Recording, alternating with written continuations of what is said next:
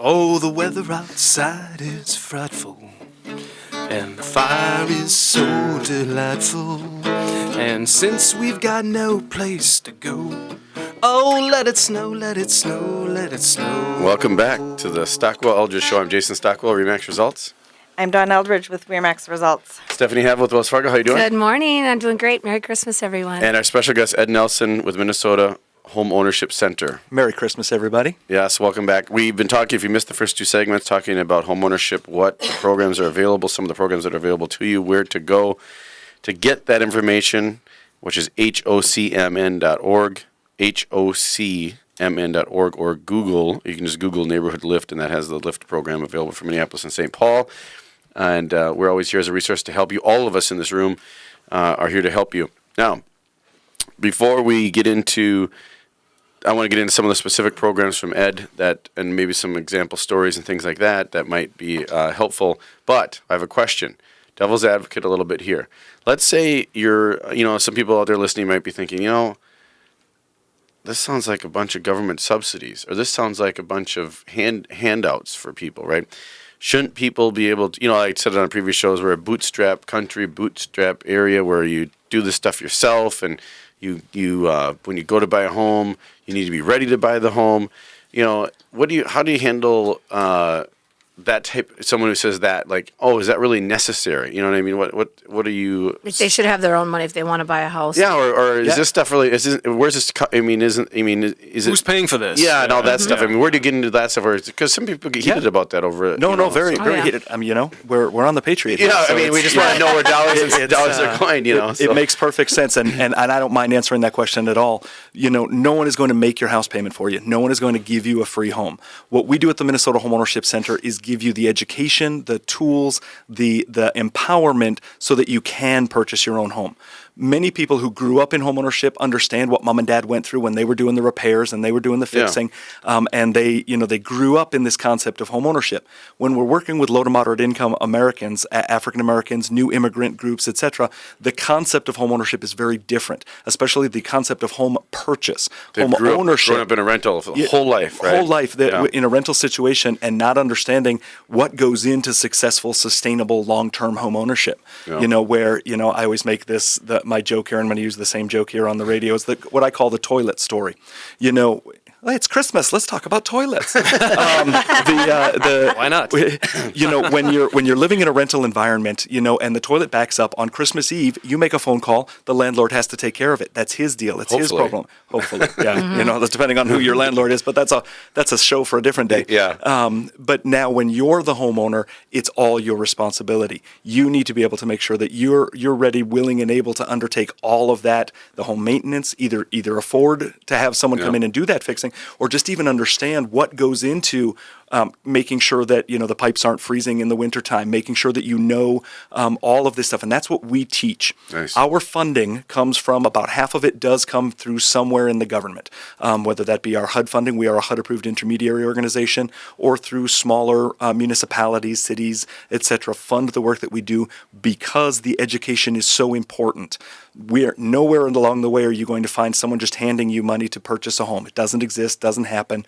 The other half of our funding comes from private philanthropic organizations like Wells Fargo Housing Foundation and others. I always joke that if you've ever listened to public television, today's broadcasting brought to you by, those are the same people who fund us. They're the same organizations, the same philanthropic organizations that fund us, because there is value in education, and it's not sexy, and it's not it's not something a lot of people even understand the need for. If you grew up in homeownership, you might not need this because you just saw it happening. You just learned from mom and dad about how to be a good, successful homeowner, and you saw your mom and dad working to make the payments and working a little extra to fix the heater and, cleaning out the vents and that kind of work, or getting the carpets cleaned. All of those kind of things you just learned by osmosis. You learned that from mom and dad. Well, in the state of Minnesota, where our growth is coming from communities of color, our growth is coming from new immigrant buyers, and working with your agents. If you're not already working in these markets, in these these growth markets, those are who are going to be your first-time buyers in, over the next 5, 10, 15, 20 years. I've seen You've it. got to be working in these markets. And in many cases, it's not necessarily that they know how to own a home. Once you're in the home, they can maintain it and take care of it. Our home buying process in the United States is very different than what many people understand coming from other cultures or just not having grown up in homeownership at all. All So that's what very we different, teach is what we teach is the successful way to go about doing it so that the vultures can't take advantage of you, so that no one can make a bad situation worse. We saw during the foreclosure crisis that a lot of times the vultures made people's situations even worse. And so we want to protect. We consider ourselves a consumer protection organization. And what we do is we empower buyers, homeowners and home buyers with the information they need to protect themselves, to make sure that they're not leaving money on the table, making sure that they are working with true professionals, making sure that they know what the right way and the wrong way to step into homeownership, because we're seeing the vultures come back as well. And there's a lot of things when you said, a lot of people that come to Minnesota, we have Ecuador, Somalia, Latinos. Asia, China, Ethiopia. I mean, I have clients from all those, and they all, when I help them buy, when they're buying a home, I've had just goofy stories that happen, like asking, well, do you really own this? I get that all the time. Like, how does this work? Can someone come and take this from me? How do I get, they're very paranoid about the deed and the paperwork and how is it done online? And they're worried that, because they've seen it maybe happen in their country or from their family in the history that someone's come and seized property or taken property. Or, a client said, hey, get me a good deal. And then he's trying to slip me cash. Like on the side, and I'm like, no, I will get paid once the home closes, or once we find one for you in commission. He goes, no, I know how it works. I'm like, no, it doesn't work that way. You know what I mean? It's not. Right. I don't know what you've been told, but yeah, and that's one of the advantages. But he's used to buying exactly. and doing stuff, in his country. So. The advantage of Homestretch or Framework Online is that we have all of these classes available in multiple languages, offered by multiple community organizations that work directly with these communities as well. And this isn't just a program. Oh, that's an immigrant program. Or, oh, no, that's a poor this person is for program. everybody. Yeah. This is for everyone. I want to make sure that is Yeah. perfectly clear. But in many cases, our new immigrant buyers, and especially our low to moderate income buyers, are even more susceptible to the fraud, to the Yep. to the misunderstanding So of how the many process goes. scams out there and things like oh that. yeah, no, $5,000 and I'll make this happen. I'll pay a little cash and do this And differently. And same thing it just too, doesn't people work that don't way. understand, like you said about, that's what we really stress in our lending world is, your debt to income ratios. And, people back in the day, I've been doing this for 20 years and it was, there was stated income. Okay, yeah, you can make that much money, all right. And, people really didn't. So now, people are frustrated because it's like, well, I've always been able to afford my rent.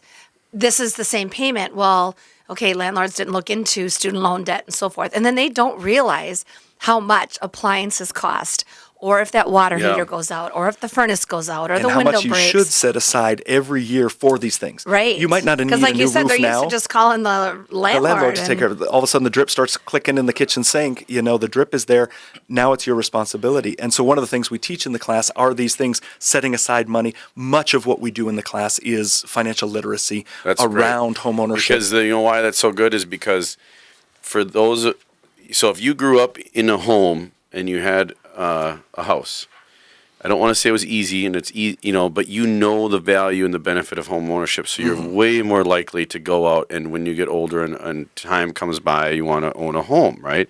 But when you grow up in an apartment or a rental your whole life, the daunting task of paying your rent and all of your bills, much less, I got to save up $10,000 and have it set aside for buying a home.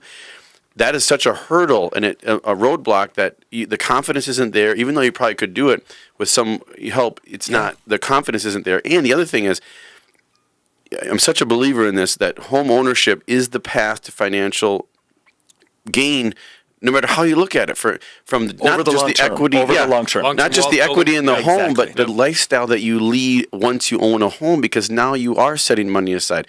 Now you have a stable place where you are probably more likely to go out and want to earn more and want to do more because you have a homestead. It's just such a we can mental point to shift. all the data. You know? We can point to all the data.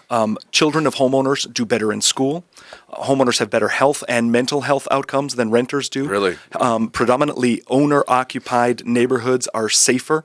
You know, if you're in a rental environment and all of a sudden the windows start breaking and there's graffiti showing up, you just pick up and you move somewhere else to rent. If it's your neighborhood where you owned that Yeah. chunk of dirt, that's your neighborhood. You know, Yeah. there's that mentality shift. You're going to call the police more often. You're going to set up, community patrols. Mm-hmm. So communities of predominantly owned properties are safer. Kids do better in school, better health outcomes. There is value in home ownership, aside from that long-term wealth generation. Yep. And we know for a fact that for low to moderate income buyers, especially African-American families, the number one driver of wealth is their home. And so it's forced savings over 25, 30, 40 years that they can then use for retirement or to pass on, etc. We want to make sure that all of our communities in the state of Minnesota are accessing that value. Yeah, and it motivates. I mean, I'm telling you, you get motivated somehow. You're like, oh, now I can fix this, and I got to do that, and I want to fix it up. You know, there's just so many good things that happen with it. But HOCMN.org, HOCMN.org, if you have questions about any of the things that may be available, if you are looking for a home and you're ready for next year. Merry Christmas, everybody. Yeah. All the way I'll be one.